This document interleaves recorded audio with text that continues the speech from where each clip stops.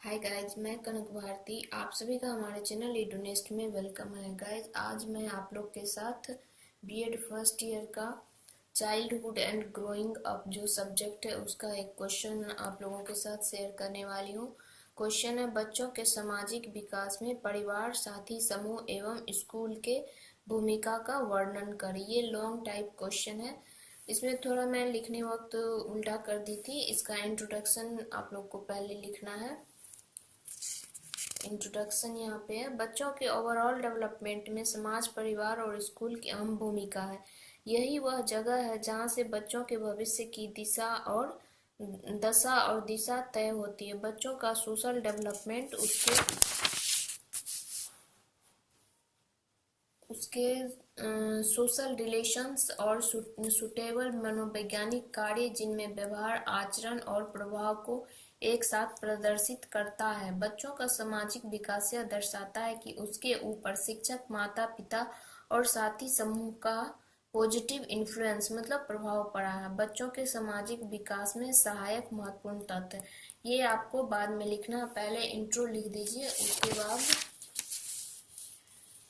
ये पॉइंट भी लिख दीजिएगा। उसके बाद जो डिफिनेशंस है वो लिख दीजिएगा। अकॉर्डिंग टू रॉस, फिर अकॉर्डिंग टू हरलॉक। उसके बाद आपको लिखना है परिवार, साथी समूह और स्कूल के बारे में बोला गया है क्वेश्चन में, तो उसके बारे में हमें एक्सप्लेन करना है। परिवार के बारे में यहाँ पे है, परिवार शिक्षा का अनौपचारिक साधन और इतना होते हुए भी इसका महत्व अपने में अधिक महत्वपूर्ण है। परिवार ही वह जगह है जहाँ पर बच्चों को बेसिक शिक्षा दी जाती है। परिवार वह संस्था है जिसमें बालक का जन्म होता है, विकास होता है और उसी में उसका अंत होता है, रेमंड के अनुसार। फिर इसके उनका जो रेमंड साहब का जो वक्तव्य है वो यहाँ पे लिख दीजिएगा। फिर परिवार के कार्य, समाजीकरण की प्रक्रिया में परिवार महत्वपूर्ण प्रक्रिया निभाता है। परिवार में सामाजिक कार्य इस प्रकार है। पहला, विद्यालय। परिवार को जैसा कि बोला जाता है पहला विद्यालय। घर बालक के लिए प्रथम विद्यालय है। पैदा होते हैं उसकी सुरक्षा तथा उसको जिंदा रखने की जिम्मेदारी परिवार ही निभाता है। परिवार में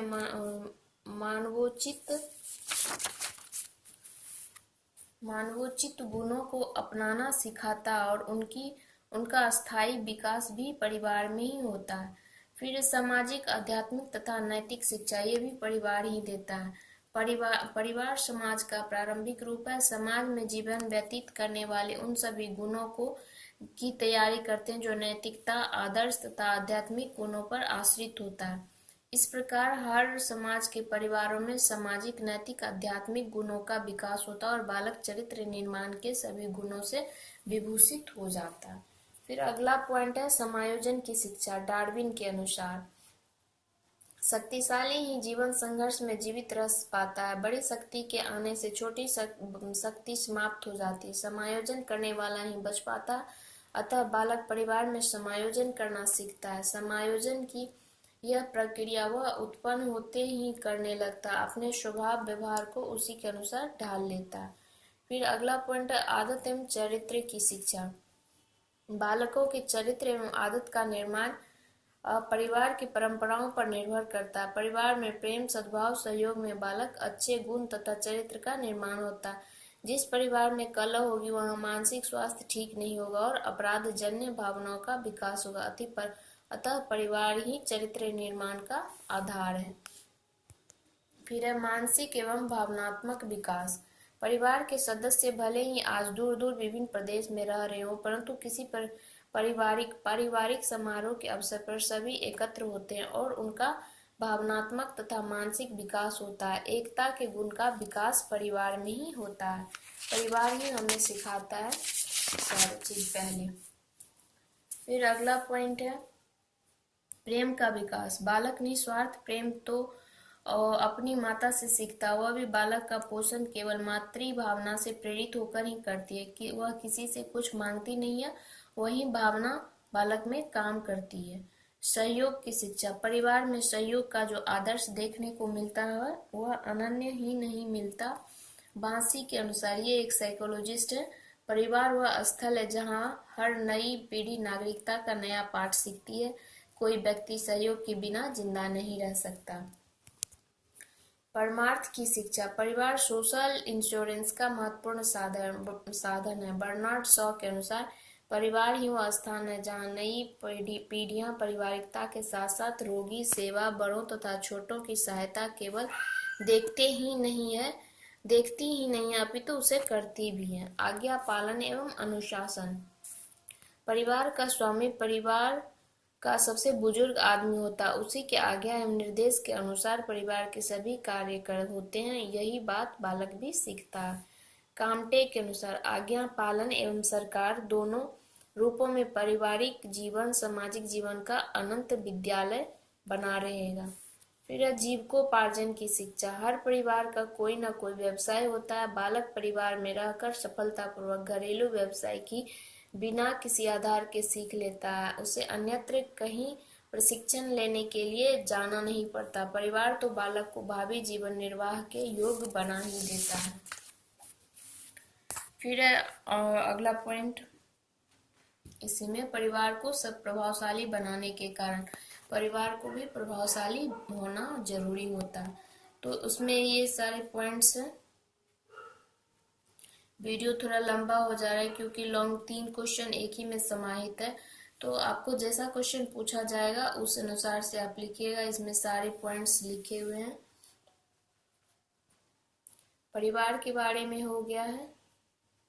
अब साथी समूह के बारे में, पीयर्स ग्रुप के बारे में इसमें एक्सप्लेन की हूँ।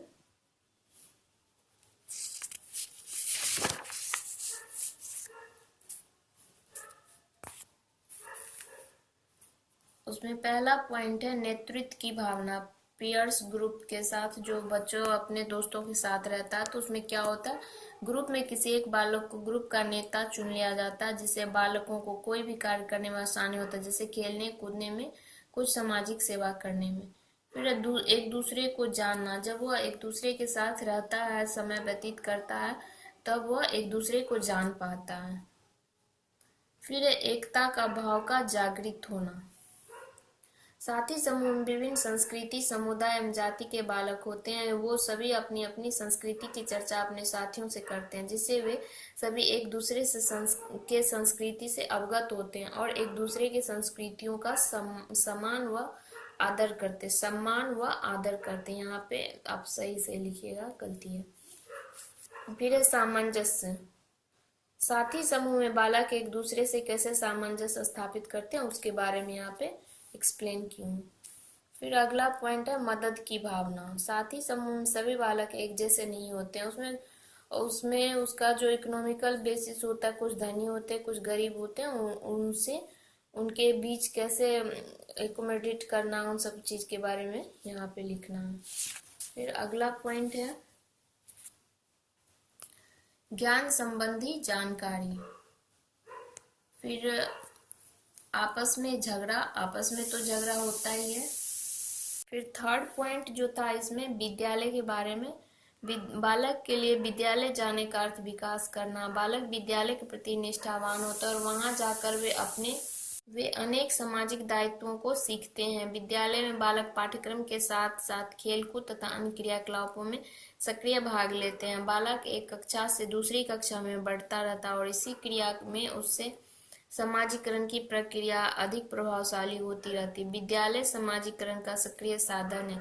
नियमित शिक्षा विद्यालय के अभाव में नहीं दी जा सकती। विद्यालय जाना तो जरूरी ही होता है। जॉन डीबी के अनुसार। फिर है रॉस के अनुसार।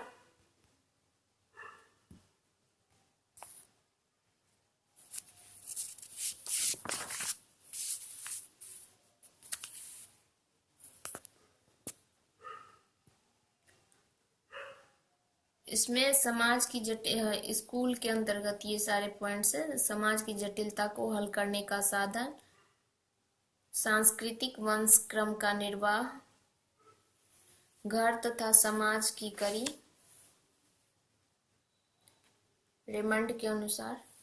फिर समाज का लघु रूप। स्कूल भी क्या होता है, विद्यालय समाज का लघु रूप है। समाज में जो भी घटता है विद्यालय में भी वही कहीं न किसी रूप में घटता ही है। माध्यमिक शिक्षा आयोग ने विद्यालय को छोटा समुदाय स्वीकार किया है। फिर उत्तम नागरिकता का निर्माण। आज के जनतांत्रिक समाज का आधार अच्छे नागरिक हैं। विद्यालय बालकों को अच्छे नागरिक बनाने का कार्य करते हैं।